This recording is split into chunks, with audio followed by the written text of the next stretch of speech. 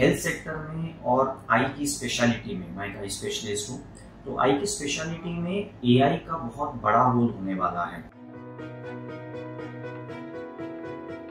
बहुत सारी ऐसी बीमारियां होती हैं जो शुरुआत में पकड़ में नहीं आती हैं, क्योंकि मरीज को, पेशेंट को वो समझ में नहीं आता है कि उनकी आंखों में कोई खराबी आ रही है। जस्ट मैं आपको एग्जांपल दे रहा हूँ, तो एग्जांपल देता हूँ। एक बीमारी होती है जिसको हम ग्लूकोमा या काला मोतिया बोलते हैं। जो ग्लूकोमा या काला मोतिया बीमारी है, ये शुरुआती स्टेज में इसके कोई लक्षण पता नहीं चलते हैं जब तक हम आई स्पेशलिस्ट उसको चेक ना करें।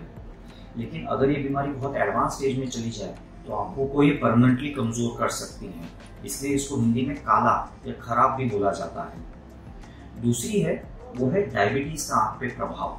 डायबिटीज एक महामारी का स्वरूप ले लिया, बहुत यंग एज के भी लोगों को डायबिटीज हो रहा है। बहुत सारे लोगों को शुगर कंट्रोल अच्छा नहीं रहता है, जिसकी वजह से शरीर में अलग अलग अंगों में, अलग अलग ऑर्गन्स में, जैसे हार्ट, किडनी, ब्रेन वगैरह में खराबी आती है। वैसे शुगर का जो साइड इफेक्ट है वो आंख पे भी आता है।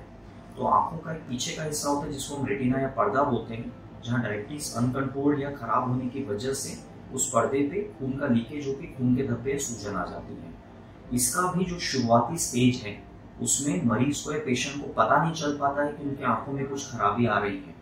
लेकिन अगर ये डायबिटीज का आंख पे प्रभाव बढ़ जाए तो फिर ये इरिवर्सिबल हो जाता है। इसमें जो विजन कम हो गया है वो बहुत बार बढ़ता नहीं है।